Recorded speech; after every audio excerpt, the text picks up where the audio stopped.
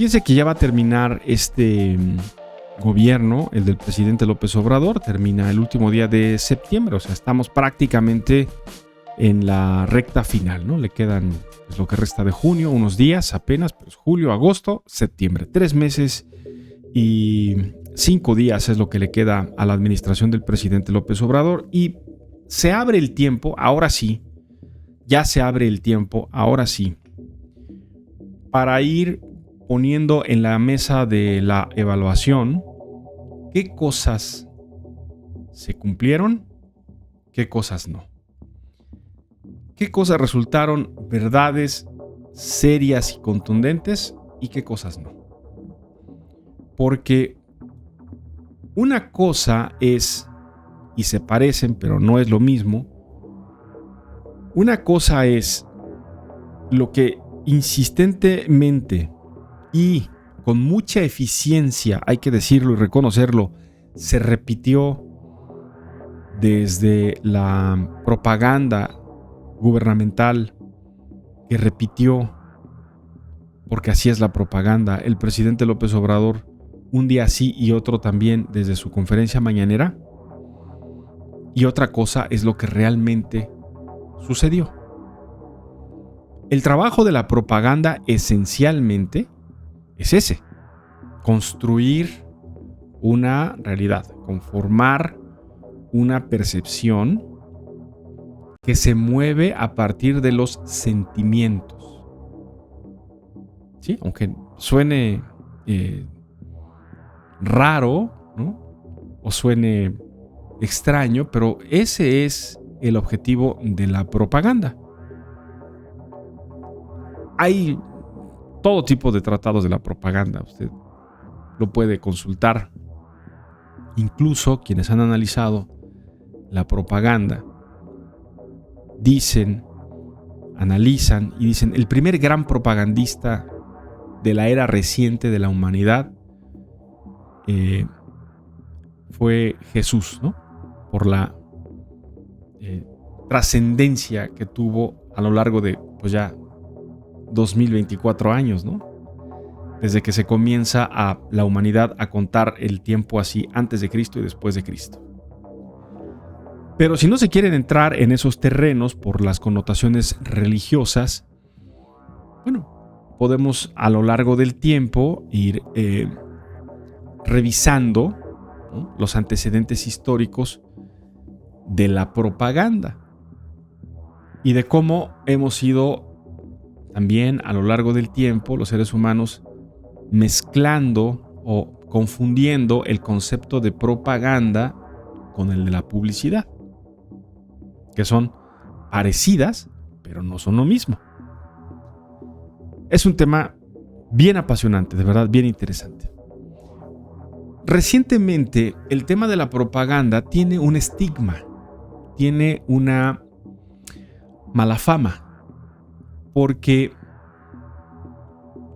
identificamos o se identifica como si ahí se hubiera creado y se hubiera inventado la propaganda, o ya sea con el discurso socialista comunista de Marx y de Engels y de Lenin y de Stalin en la URSS después de la caída del zarismo, o de la imposición del socialismo chino a la llegada de Mao Zedong, o todavía peor, más reciente, con la utilización de la propaganda pro-nazi Alemania antes de la Segunda Guerra Mundial con Joseph Goebbels, que era el gran ideólogo mediático de Adolfo Hitler.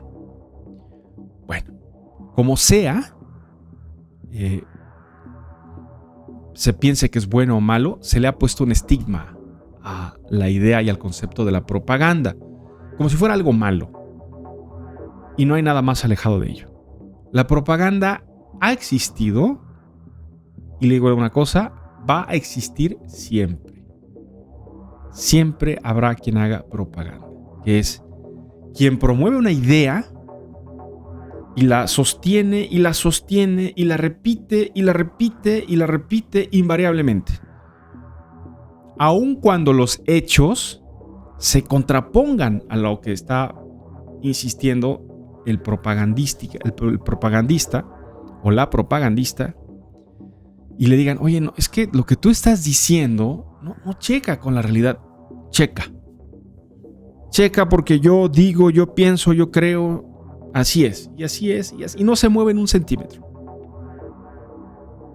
Son particularmente obstinados y disciplinados en la forma de transmitir un mensaje.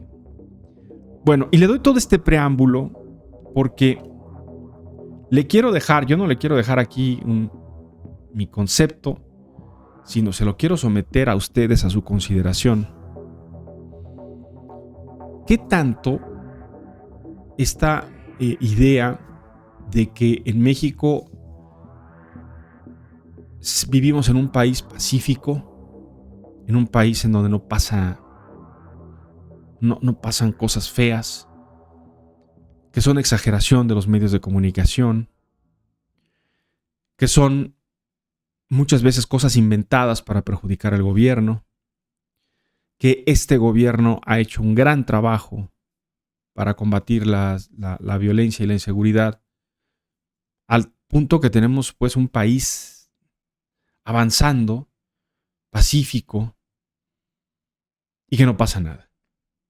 Esta es la versión que se repitió constantemente desde Palacio Nacional, con una premisa que se hizo famosa, ¿no? La de los datos. ¿De quién? Del presidente. Mis datos. Yo tengo otros datos. Y la de los PowerPoints, cuando se hablaba de seguridad. Vean cómo vamos mejorando. ¿Ya vieron cómo vamos mejorando? Ya bajó otro porcentaje, ya bajó un punto. Vamos mejorando.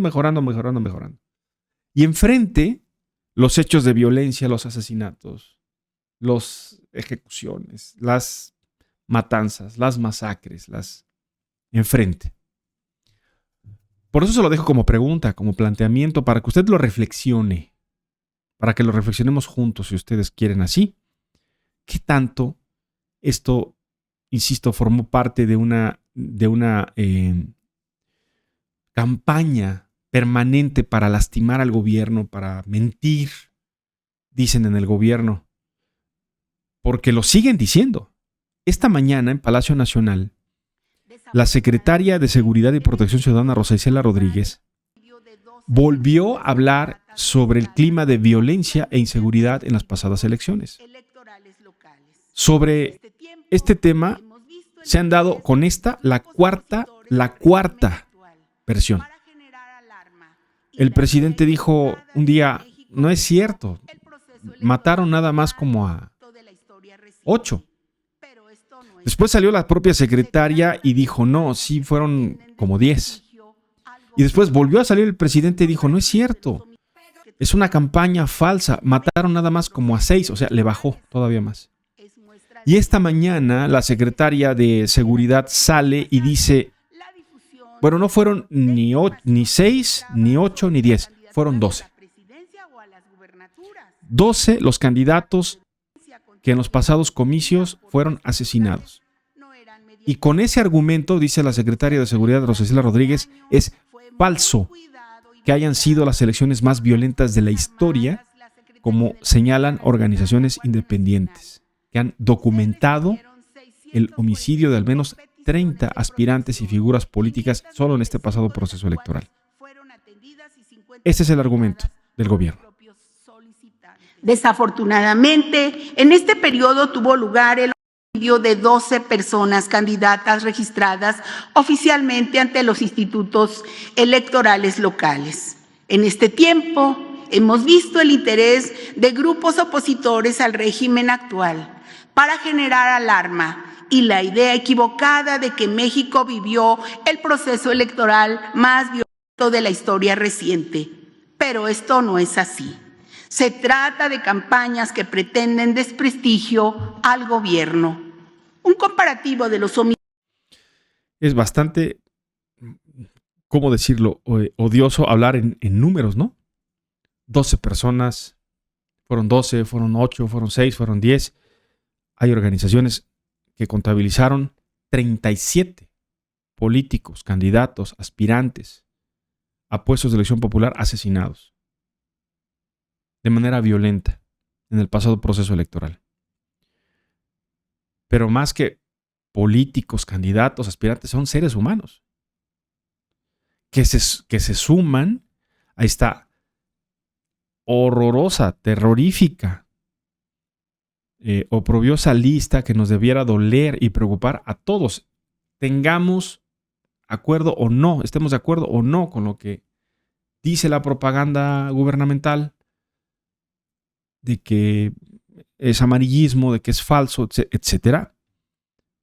Como país, como sociedad, nos debiera mover algo.